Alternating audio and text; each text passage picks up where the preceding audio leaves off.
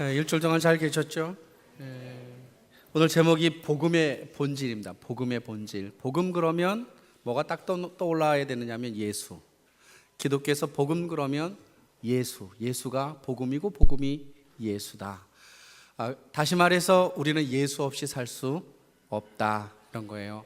바울과 바나바가 2년 동안 소아시아 지역의 복음을 증거하고 돌아왔는데 문제가 하나 생겼어요. 성공적으로 전도를 하고 왔는데 오늘 본문 1절에 보니까 어떤 사람들이 유대로부터 내려왔어요. 유대로부터 내려온 사람은 예루살렘 교회에서 파송한 사람이 아니라 그냥 스스로의 열심 때문에 안디옥 교회에 온 거예요. 안디옥 교회에 간 이유가 뭐냐면 예수만 믿어서는 구원받을 수 없다는 거예요. 예수만 믿어서 구원받을 수 없고 예수와 함께 유대교의 율법도 행해야 완벽한 구원이 된다는 거예요. 그래서 1절에 보니까 어떤 사람들이 유대로부터 내려와 형제들을 가르치되 너희가 모세의 법대로 할례를 받지 아니하면 능히 구원을 받지 못한다. 이렇게 이 일 때문에 바울과 바나바가 한 팀이 되고 그 다음에 예루살렘에 온 사람과 안디옥 교회가 두 파로 나눠져서 서로 다툼이 일어나기 시작했어요.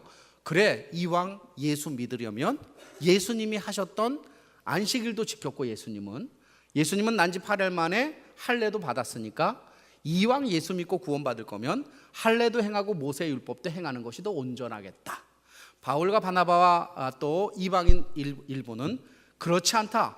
구원은 오직 예수로만 주어진다. 예수만 붙잡으면 모든 것이 된다. 이렇게 옥신각신하다가 이 문제를 풀기 위해서 스스로들 풀지 않고 그러면 예루살렘 교회에 사람들을 보내자. 그래서 보낸 거예요. 바울과 바나바가 예루살렘 교회에 도착해서 그들과 이야기하니 그들도 두 파로 나눠진 거예요. 한 파는 율법을 행해야 완전한 구원이 온다. 또 한쪽 파는 아니다, 은혜로 구원받는다. 이 이야기들을 서로 이렇게 나누면서 마지막에 내린 결론은 11절을 같이 읽겠습니다. 시작. 그러나 우리는 그들이 우리와 동일하게 주 예수의 은혜로 구원받는 줄을 믿노라 하니라. 할렐루야. 오직 구원은 예수로만 주어질 줄로 믿습니다. 그래서 사람이 선하다, 사람에게 가능성이 있다, 사람이 구원에 무엇인가 혁혁한 공을, 율법을, 전도를, 헌금을 많이 무엇인가 하면 구원이 완성되고 견고해진다라는 모든 생각은 다 복음에 위배되는 거다. 구원은 오직 예수로만 가능하다라고 하는 거예요. 1988년도요. 98년도 3월 15일 연합뉴스에 나온 내용입니다. 충남 서천 경찰서에서 일어난 사건이었는데 44세 된 시 서천군 비인면에서 목회를 하고 있는 성결고 목사를 그의 아내가 독살하려고 하다가 잡힌 사건이 하나 터졌습니다. 이 성결교 목사님이 목회를 하다가 너무 힘들어서 간이 다친 거예요.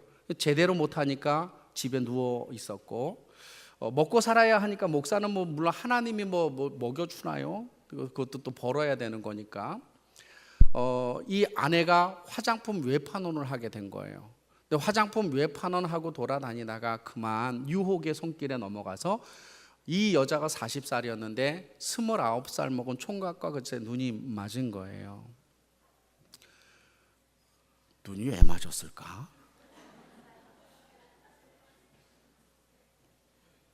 눈 맞으면 좋아요, 그죠? 어린아이하고도 눈 맞아도 그렇게 좋은데 성인이 되어서 눈 맞으면 얼마나 짜릿할까, 이런 건. 남편이 링거를 맞고 집에 누워 있는데 아내가 남편 얼굴에다 대고 손을 휘저은 거예요. 이렇게 자는지 안 자는지 확인을 한 거죠. 그리고 조용히 링거 튜브에다가 농약을 지은 주사기로 튜브를 찔렀다가 갑자기 남편이 하니까 빼고 몰래 감췄어요. 나중에 병원에 가서 혈액 검사를 했는데 이상하게 혈액에서 농약 성분이 검출되는 거예요. 수상하게 여겼던 남편이 그의 가족들과 친정 식구 어쨌든 자기 가족들과 한편이 되어서 고소를 했어요. 자기 아내를. 나중에 보니까 사건이 그런 사건이었던 거예요. 경찰이 붙잡고 보니까 어이가 없는 거죠. 아내를 불러다 놓고 뭐라고 그랬느냐 하면, 당신 남편이 도둑질하다가 내지는 다른 거 하다가 술 많이 먹다가 이렇게 간 다친 게 아니라 하나님 믿고 교회 생활 열심히 하고 목회 열심히 하다가 간을 다쳤는데 어떻게 당신이 이런 짓을 할 수 있겠느냐. 나는 예수를 믿지 않지만 예수를 안 믿는 우리가 생각해도 너무한 것 같다. 도대체 무슨 마음으로 그렇게 했느냐라고 이야기를 했어요. 이 자매는 남편을 죽이고 그 29살 먹은 총각과 살림을 차리기 위해서 죽이기 전에 남편에게 1억 원짜리 보험을, 생명보험을 들게 하고 이 일을 진행한 것이었죠. 아내가 경찰에 그 이야기를 이렇게 들으면서 입을 열었는데 뭐라고 그랬느냐 하면, 내 안에도 이렇게 악한 것이 있는 줄 몰랐어요 그랬어요. 옆 사람 얼굴 보면서 이야기합시다. 당신 안에도 이렇게 악한 것이 있습니다. 여러분, 우리가 지금 번듯해서 여기 앉아 있지만 우리 속마음이 어떤지 자기만 알아요. 자기만. 우리가 얼마나 악한 줄 아세요? 그건 나 외에 다른 사람을 다 죽이려고 하는 마음들 또한 우리에게도 있지요. 그래서 사람에게는 결코 선한 것이 없고 사람이 선하기 위하여서는 오직 예수밖에 없음을 믿습니다. 우리가 살아갈 수 있는 것, 우리가 구원받을 수 있는 것도 우리의 1%의 무슨 가능성이 있어서 그런 것이 아니라 우리는 0%, 조금 전에 신 장로님 기도한 것처럼 기도 너무 잘했어요. 우리는 죽을 뻔했던 자가 아니라 죽었던 자입니다. 근데 예수의 보혈로 살아난 줄로 믿습니다. 따라서 오늘 본문을 통해 볼 때 다른 사람들은 이것도 믿어야 되고 저것도 믿어야 된다라고 이야기했지만 바울과 바나바는 복음만 붙잡고 흔들리지 않았어요. 여러분, 복음의 본질이 얼마나 중요하냐? 우리가 복음을 붙잡고 살아가야 할 이유가 왜 중요하냐면, 어떤 상황이 와도 복음의 본질 예수 붙잡고 살아가는 자는 결단코 넘어지지 않을 줄로 믿습니다. 갈등하고 고민할 수는 있지만 결단코 하나님이 우리를 버리지 아니하심에 복음을 붙잡는 그 일을 우리가 소홀히 해서는 안 되는 것. 이 중에는 혹시 구원의 확신, 예수를 만나신 분도 있고 이제 교회 전도를 받아서 그냥 교회 예배에 참석해서 교회 분위기가 좋고 내지는 또 다른 여타의 이유 때문에 교제가 좋아서 나와서 예배 드리는 분들도 분명히 있을 거라 저는 생각합니다. 그러나 오늘 말씀을 통해서 나도 어떻게 하면 예수를 붙잡을 수 있을까? 나도 어떻게 하면 내가 흔들리는 세상 속에서 주님 붙잡고 견고하게 살 수 있을지에 대하여 해답을 얻고 돌아가는 귀한 예배가 되기를 간절히 소망합니다. 오늘 본문 속에서 복음의 본질을 몇 가지로 이야기할 수 있는데, 첫 번째, 오늘 본문 15장 1절에 어떤 사람들이 유대로부터 내려와서 형제들을 가르치되 너희가 모세의 법대로 할례를 받지 아니하면 능히 구원을 받지 못하리라 라고 말했지만, 베드로는 뭐라고 이야기했느냐? 베드로는 11절에 그러나 우리는 그들이 우리와 동일하게 주 예수의 은혜로 구원받는 줄을 믿노라 라고 변호한 것이에요. 복음의 본질 첫 번째는 무엇이냐면, 구원을 얻는 데 있어서는 오직 예수로만 충분할 줄로 믿습니다. 여러분, 구원받는 데 있어서는 다른 이유가 없는 거예요. 예수 그리스도 한 분만으로 부족함이 없는 거예요.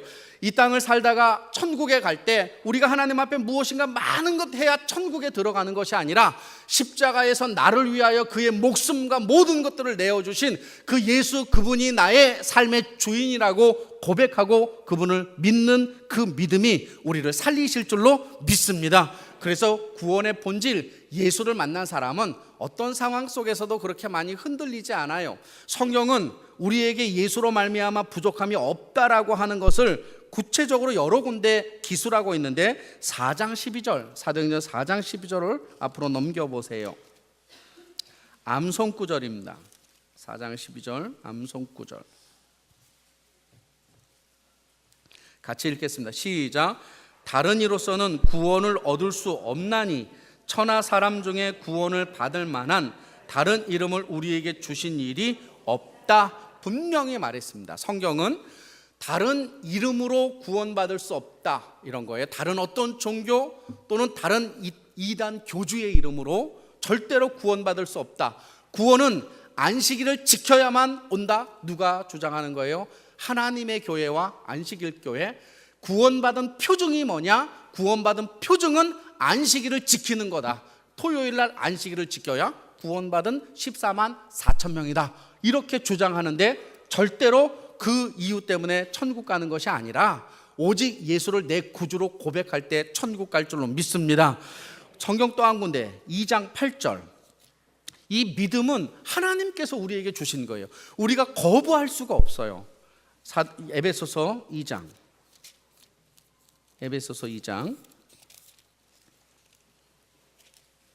8절 말씀입니다. 같이 읽겠습니다. 에베소 2장 8절 9절 시작. 너희는 그 은혜에 의하여 믿음으로 말미암아 구원을 받았나니 이것은 너희에게서 난 것이 아니요 하나님의 선물이라. 행위에서 난 것이 아니니 이는 누구든지 자랑하지 못하게 하려 함이라. 믿음은 내 안에서 시작된 게 아니에요. 우리가 전도를 받을 때 내가 예수 믿겠습니다라는 결단을 우리가 그렇게 생각해서 내가 예수를 믿어줘야지 내가 구원받는다라고 우리는 인간적인 관점에서 그렇게 생각할 수 있지만 오늘 분명 성경은 뭐라고 그러느냐? 구원은 내 내부에서 일어나는 것이 아니라 외부로부터 선물을 받은 사람만이 믿음을 고백할 수가 있는 거예요. 이 땅을 살아갈 때 우리가 하나님의 자녀라는 것, 그리고 예수 그분만이 우리의 삶의 유일한 능력이고 유일한 해결책이라고 믿고 살아가는 사람, 그 사람이 복음의 본질에 붙잡혀 살아가는 거예요. 여러분, 이단에 넘어가지 마세요. 예수 아니고 다른 사람 이름 집어넣으면 그건 다 이단이에요. 여러분, 이런 것도 이단이에요. 세종안교회가 참 훌륭하고 괜찮고 건강하게 목회하려고 그래요. 그래서 세종안교회 성도들은 목사를 닮아서 선남선녀와 그리고 건강하신 분들이 참 많아요. 그러므로 이 안중과 청북과 포승 평택 지역뿐만 아니라 대부분의 사람들이 세종안교회를 거치지 않으면 구원받을 수 없습니다. 아멘 안 해요? 네. 근데 죄송하지만 여러분들이 여러 군데서 오셨지요. 여러분 혹시 담임 목사가 우리 교회를 나와야만 구원받는다고 가르치지 않았습니까?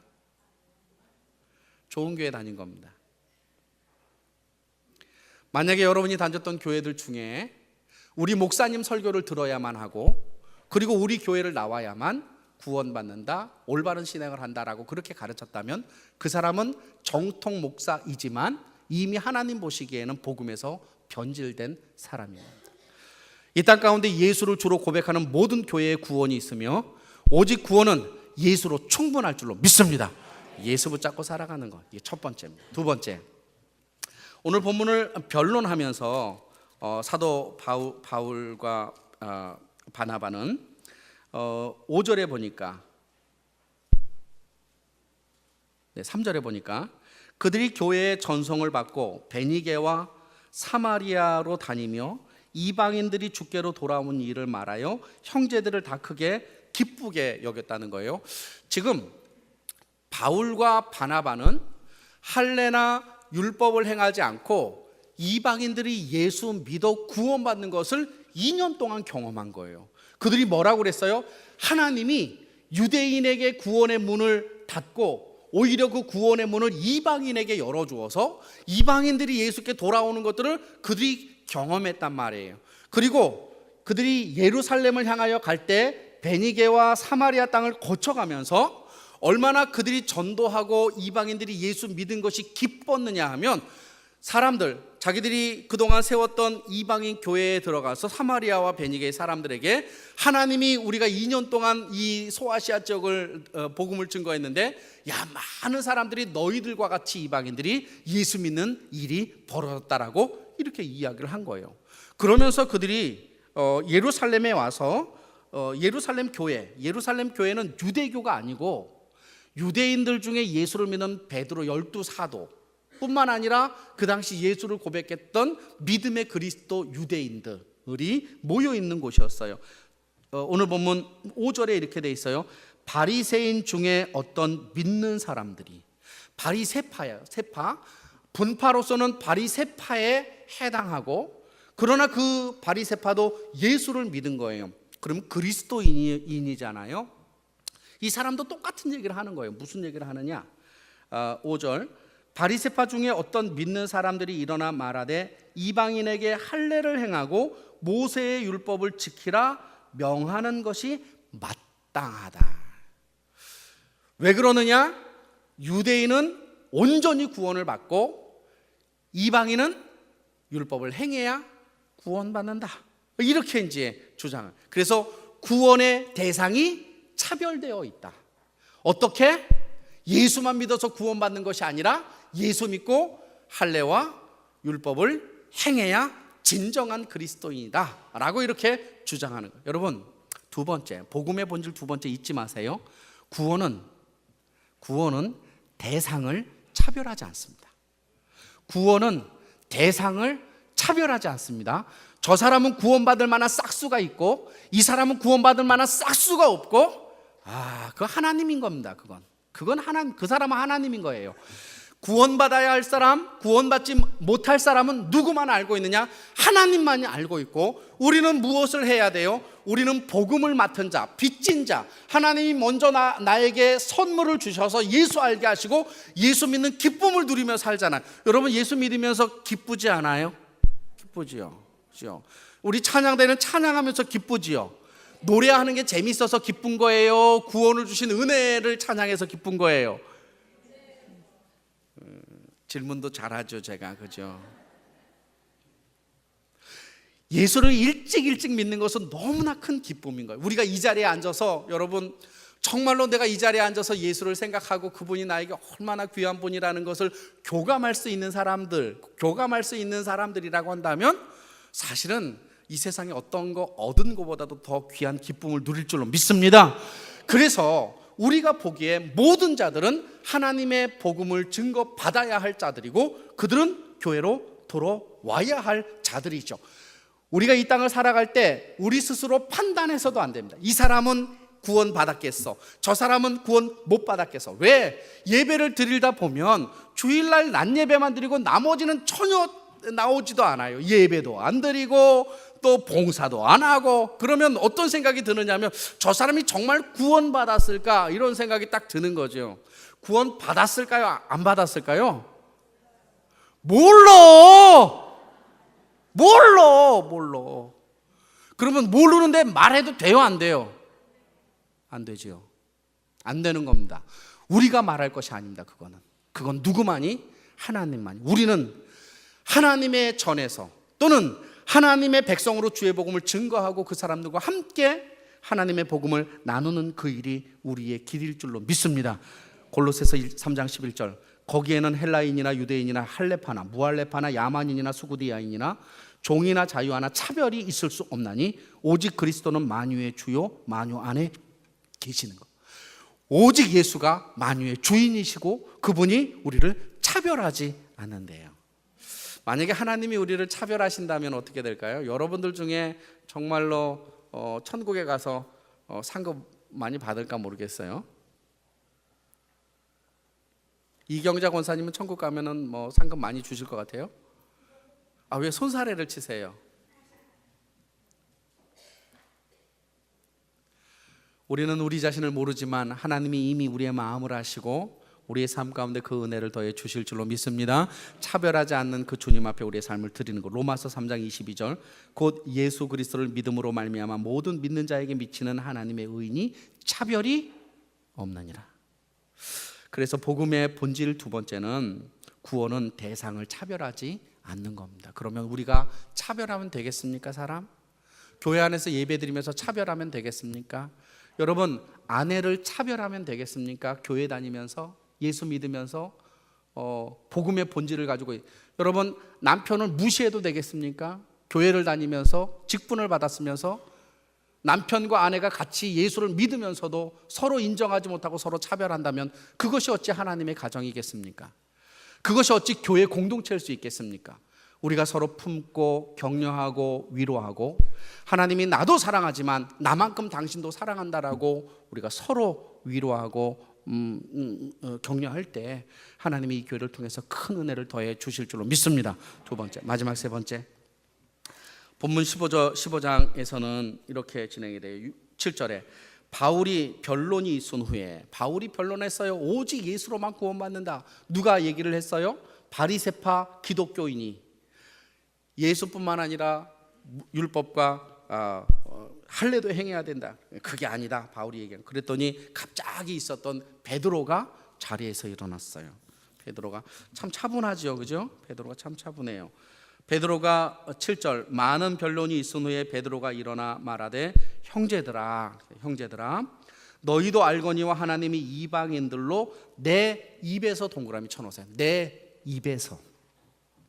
입에서 복음의 말씀을 들어 믿게 하시려고 오래전부터 너희들 가운데서 나를 택했다는 거예요. 이 얘기는 뭐냐면 고넬료 사건, 사도행전 10장에 어느 날 기도를 하는데 하나님이 보자기에다가 부정한 음식들을 담아서 베드로에게 내려보낸 거예요. 베드로가 딱 보니까 부정한 것들이 순대, 뭐가 있을까? 순대, 오징어, 돼지고기, 우리가 좋아하는 그런 것들이 이렇게 있어요. 자기는 잘 보세요. 성경을 우리가 얼마나 우리식으로 이해하는지. 베드로는 기독교인이잖아요. 그러면 그렇게 부정한 것 내려주셔도 우리처럼 똑같이 먹어야 돼요? 먹지 말아야 돼요? 먹어야 돼요? 먹지 말아야 돼요? 먹어야 되죠. 관계없잖아요. 그죠? 베드로는 안 먹어요. 왜요? 유대인 기독교인이기 때문에 그래요. 유대인 기독교인이기 때문에. 그래서 그가 하나님께 덤비죠. 뭐라고? 하나님, 성경에 이런 거 먹으면 안 된다고 그랬어요. 근데 그 성경은 누가 준 거예요? 하나님이 줬는데도 하나님이 시키는 거 안 해요. 이게 우리의 아집과 고집이 얼마나 이 고래 힘줄처럼 강한지. 하나님, 야 먹어! 3번이나 주는 거예요. 그러니까 어쩔 수 없이 그가 그것을 받아들이고 고넬료의 집안에 갔는데 그들이 말씀을 듣기 위하여 가족들을 다 이렇게 하인들까지 모아놓은 거예요. 베드로가 거기에서 예수 그리스도의 복음을 딱 증거하니까 사람들에게 뭐가 임한 거예요? 성령이 확 임하는 거예요. 베드로도 이방인은 구원받지 못한다고 생각했어요. 오직 구원받을 수 있는 이방인은 빌립 집사나 가거나 내지는 다른 사람이 가서 복음을 전하는 것이지, 유대인 기독교인들은 자기네들 예루살렘 교회에서 우리만 예수 믿으면 되지 어디 이방인까지 복음을 전하느냐. 바울이 다소에서 살았기 때문에 이방 전도를 한 것이죠. 근데 그의 입을 통해서 이게 무슨 얘기예요? 나는 하나님을 맛보았다는 거예요. 나는 이방인을 사랑하시는 하나님을 내 입으로 맛보았고, 내가 그들에게 증거했을 때 그들이 우리가 받았던 똑같이 성령을 받고 하나님이 믿음으로 그들을 깨끗이 해주었다라고 하는 거예요. 여러분, 복음의 본질을 붙잡잖아요. 그것은 아는 것에 그치지 않는다는 거예요. 여러분, 예수 안다고 구원받는 거 절대로 아니에요. 예수 아는 자가 누가 있어서? 귀신 들린 자. 귀신도 예수를 알아요, 몰라요? 귀신은 우리보다 예수를 더 알아요. 근데 구원은 어디에서 일어나느냐? 그 예수를 맛보아 아는 자, 예수를 체험한 자, 예수를 경험한 자, 그 자가 아니고서는 정말로 예수 그리스도를 우리의 삶 가운데 고백할 수가 없는 거예요. 근데 베드로가 내가 맛보았거든. 사도행전 10장에서 내 입으로 직접 맛보았거든. 하나님이 대상을 가리지 않고 모든 이방인까지 어떻게 할례 받지 않아도, 율법을 행하지 않아도 하나님이 구원하신다는 거 내가 맛보았거든 이라고 말하면서 오늘 본문 11절 마지막으로 이렇게 8절부터 읽어볼게요. 또 마음을 하시는 하나님이 우리에게 같이 그들에게도 성령을 주어 증언하게 하시고. 성령 체험하시기를 간절히 소망합니다. 성령 체험.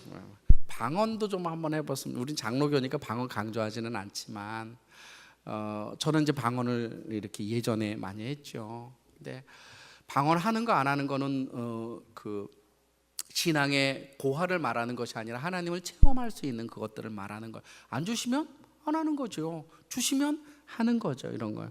우리가 하나님에 대한 우리의 열정이 과연 얼마나 있는가 참 중요하고, 두 번째는 오늘 본문에 보니까 8절, 또 마음을 아시는 하나님이 우리와 같이 그들에게도 성령을 줘도. 마음을 아신대요. 우리의 마음을. 하나님이 우리의 마음을 아시고, 또 9절, 믿음으로 그들의 마음을 깨끗이 하사 그들이나 우리나 차별 없이 우리를 사랑하시는. 11절, 그러나 우리는 그들이 우리와 동일하게 주 예수의 은혜로 구원받는 줄을 믿노라라고 체험한 것을 말한 거예요. 저는 그런 생각이에요. 복음의 본질 세 번째는, 복음은 맛본 자만이 알 수 있다라고 하는. 복음은, 예수는 맛본 자만이 알 수 있는 거예요. 예수님이 제자들 딱 모아놓고 가이사랴 빌립보에서, 얘들아, 사람들이 나를 누구라 하느냐 그랬더니 엘리야라고도 하고 세례 요한이라고도 합니다. 그래. 예수님이 양이 안 찬 거예요, 제자들에게. 그래, 제자들에게 물어보죠. 너희는 나를 누구라고 하느냐 그랬더니 대뜸 베드로가 그 입으로 이렇게 시인했어요. 주는 그리스도시요 살아계신 하나님의 아들입니다. 바요나 시모나, 내가 옳도다. 이 땅을 살아가는 우리가 흔들리고 좌절하고 낭망할 수 있지만, 그럼에도 불구하고 예수를 체험하는 자는 예수를 놓지 않을 줄로 믿습니다. 오직 예수, 그분만 붙잡는 인생. 예전에 제가 톨스토이의 인생론을 너무 많이 읽고 너무 많이 빠져가지고, 중학교 때 톨스토이의 인생론에 보면 사람을 묘사할 때 이렇게 묘사한다고 그랬어요. 어떤 사람이 밤늦은 시간에 막 짐승에게 쫓겨서 막 달리다가 운물과 같은 구덩이에 빠지면서 떨어지는 중에 나무가지를 하나 탁 이렇게 잡지요. 그러면서 거기에 대롱대롱 매달려가지고 이제 언제 죽을지 모르는 거예요. 천길 낭떠러지 밑은, 위에는 자기를 잡아먹으려고 하는 그 사나운 짐승이 딱 있는 거예요. 이 사람은 이 나무 뿌리 끊어지면 그냥 죽는 거예요. 힘도 빠지고 어렵지만. 근데 낮에 되니까 흰지가 나와가지고 뿌리를 한번 갈가요. 저녁에 되니까 검은지가 나와가지고 뿌리를 깎네. 언제 죽을지 모르는 거예요, 인생이라는 게. 인생은 나무 뿌리를 붙잡고 살아가는 것과 똑같아요. 여러분도 언제 죽을지 몰라요? 죽어도 관계없지 않아요? 네, 그런 사람은 이제 설교에 좀 부합하고 충격받은 사람은 다른 교회로 갈 수도 있어요. 언제 죽을지 몰라요. 근데 희한한 건 뭐냐면, 불안하고 힘이 빠져서 두려운 인생에게 그 나무 뿌리에 벌이 꿀집을 만들어 놓고 그 꿀이 한 방울씩 떨어지는 거예요. 날마다. 그러면서 순간적으로 고통을 잊어버리는 거예요. 떨어지는 꿀이 혀끝에 닿을 때마다 자기가 죽을 것을 잃어버리는 거예요. 우리도 똑같아요. 돈이 좀 생기면 모든 게 다 이게 없으면 죽을 것 같고, 하나님 저에게도 꿀을 좀 이렇게 달라주세요. 이런 게 이제 우리의 소망 아니겠어요? 근데 이게 점점 하는 거예요. 언젠가는 떨어지겠죠. 그죠? 우리의 존재 자체가 그렇다는 거예요. 근데 우리를 누가 붙잡고 있어요? 하나님이 붙잡고 있어요. 우리가 이 땅을 살아갈 때 우리는 우리의 인생대로 결론이 나는 것이 아니라 하나님이 우리를 향하신 그 계획과 은혜로 우리의 삶이 펼쳐지게 될 줄로 믿습니다. 그걸 믿고 살아갈 때 이번 한 주간도 우리가 견고해질 줄로 믿습니다.